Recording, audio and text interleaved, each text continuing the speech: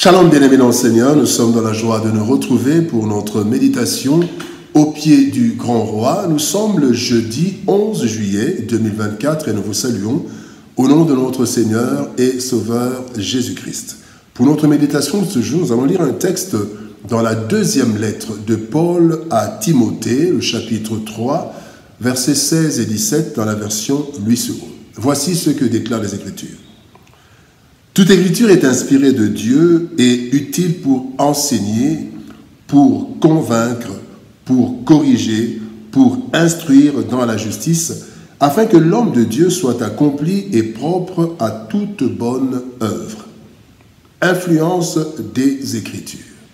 L'influence des Écritures, tel est le thème de notre méditation de ce jeudi 11 juillet 2024. Bien-aimés dans le Seigneur, le péché d'Éden a eu une influence négative grave, considérable, ayant déformé l'homme, faisant de lui un esclave du péché au point de ne plus être capable de faire le bien qu'il veut, mais plutôt capable de faire le mal qu'il ne veut pas. Comme le dit l'apôtre Paul dans la lettre aux Romains, chapitre 7, quand vous lisez du verset 14 à 23. Ce que je veux faire, le bien que je veux faire, je n'arrive pas à le faire. Le mal que je ne veux pas faire, je le fais. L'homme a perdu donc une grande partie de l'image de Dieu qu'il était. Le texte du jour nous parle du processus de la restauration de l'homme par les saintes Écritures que Dieu envoie pour reformer et transformer l'homme en vue d'accomplir les œuvres conformes à la volonté divine. C'est ce processus divin, à travers les Écritures, que nous allons voir dans notre méditation de ce jour en quelques leçons, en 3 leçons. Première leçon, Écriture inspirée.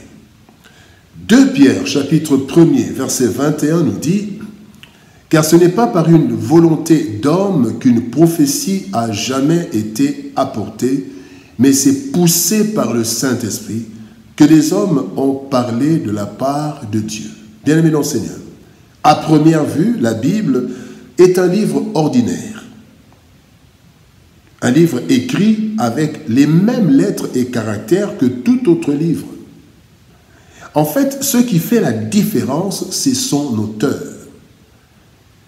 En effet, c'est Dieu qui a inspiré des hommes différents ayant vécu à différentes époques, mais dont les messages sont harmonieusement reliés, faisant des auteurs de différents livres, en fait, des messagers divins, transmettant ce que Dieu, le vrai auteur, a voulu nous révéler concernant 1. Sa volonté, 2. Son amour manifeste, 3. Ses recommandations, et 4. Son plan divin de salut.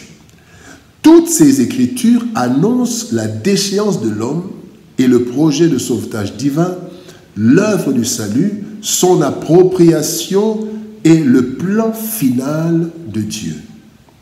L'unité de tous les livres de la Bible autour de ce message démontre l'unicité de sa source qui est Dieu. Le deuxième point que nous voulons voir, nous voulons parler du processus de transformation. La Bible dit, toute écriture est inspirée de Dieu et utile pour, et à la fin, afin que l'homme de Dieu soit accompli et propre à toute bonne œuvre. Voici le processus de transformation. Dans 2 Corinthiens chapitre 3, verset 18, la Bible dit, « Nous tous qui, le visage découvert, contemplons comme dans un miroir la gloire du Seigneur, nous sommes transformés en la même image, de gloire en gloire, comme par le Seigneur l'Esprit. » Et quand nous contemplons la gloire, où est-ce que nous contemplons la gloire de Dieu? Principalement dans les Saintes Écritures, quand nous lisons la parole de Dieu.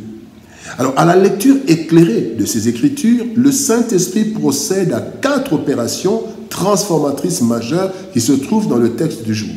Première opération, c'est l'enseignement. L'enseignement qui est la base de la croissance et de la transformation chrétienne. Dans Actes des Apôtres, chapitre 2, verset 42, la Bible nous dit à propos de la première Église, « Ils persévéraient dans l'enseignement des apôtres, le premier pilier, Acte 2, 42, l'enseignement par les Écritures.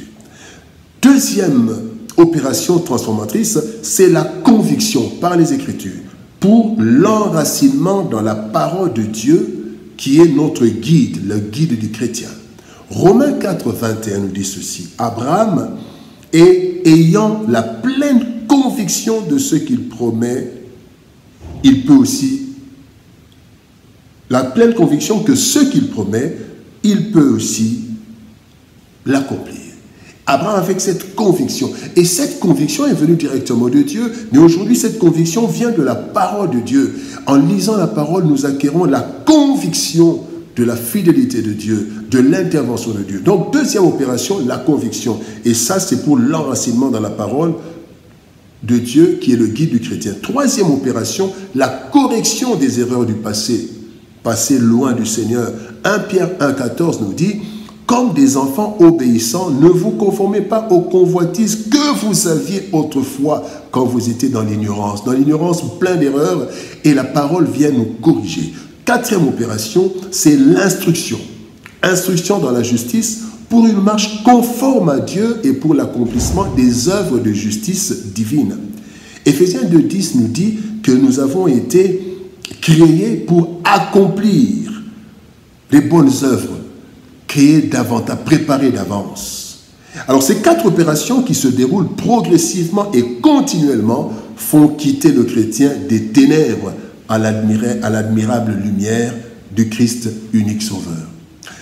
Troisième chose, aptitude aux bonnes œuvres. La Bible dit pour que l'homme devienne apte à toute bonne œuvre. Éphésiens 2,10 nous dit car nous sommes son ouvrage et ont été créés en Jésus-Christ pour de bonnes œuvres que Dieu a préparées d'avance afin que nous les pratiquions.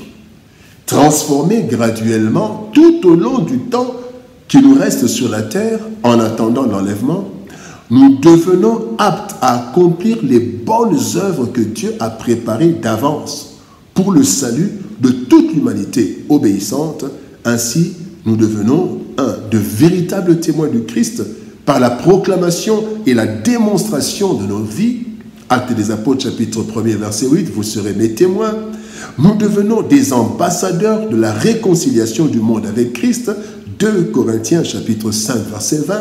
Et nous devenons des ouvriers avec Dieu pour la transformation des élus. 1 Corinthiens 3, 9. Bien-aimés, on ne donne que ce que l'on a, dit-on. Et c'est en étant nous-mêmes influencés positivement par les Saintes Écritures que nous pourrons influencer et bouleverser le monde au profit de Dieu par ces Écritures et par notre vie. Voilà pourquoi dans Actes des Apôtres, chapitre 17, verset 6b, il est dit des chrétiens, ces gens qui ont bouleversé le monde sont aussi venus ici et Jason les a reçus. Influence des Écritures. Bien-aimés dans le Seigneur, des écrits ordinaires apparemment, mais avec une puissance transformatrice extraordinaire parce que inspirés du Créateur en vue de la restauration de sa création. Telles sont les Écritures, les Saintes Écritures, la Bible. À travers elle, l'homme corrompu et déformé par le péché retrouve peu à peu sa forme divine, étant enseigné, convaincu, corrigé et instruit dans la justice. C'est ainsi que cet homme transformé par l'influence des Saintes Écritures pourra accomplir les bonnes œuvres préparées par Dieu en vue de son salut et de celui de l'humanité en Jésus-Christ. Prions. Père, nous te bénissons, te rendons grâce pour Seigneur, ton amour et ta bonté. Seigneur, merci parce que tu nous as donné les Saintes Écritures, la Bible, ta parole, afin que nous soyons enseignés, convaincus, corrigés et instruits pour que nous passions des ténèbres à ton admirable lumière. Seigneur, merci. Merci de nous aider, Seigneur, à plonger nos regards dans ces Écritures, à méditer les Écritures, à les mémoriser, à aimer cette parole qui nous transforme et qui nous rend semblables à Jésus-Christ. Aide-nous, Seigneur de gloire, par ton esprit. Donne-nous, Seigneur, ce désir de lire ta parole, de la connaître, de la mémoriser, de l'aimer davantage, afin que nous soyons transformés et que par cette parole, nous puissions aussi transformer les autres pour ta gloire et pour leur salut. Bénis ta parole éternelle et bénis ton peuple. Au nom de Jésus-Christ, nous avons ainsi prié, Père. Amen.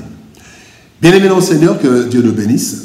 Shalom, au revoir et par la grâce de Dieu, nous nous retrouvons demain pour une nouvelle méditation, toujours au pied du grand roi. Shalom, au revoir et à demain.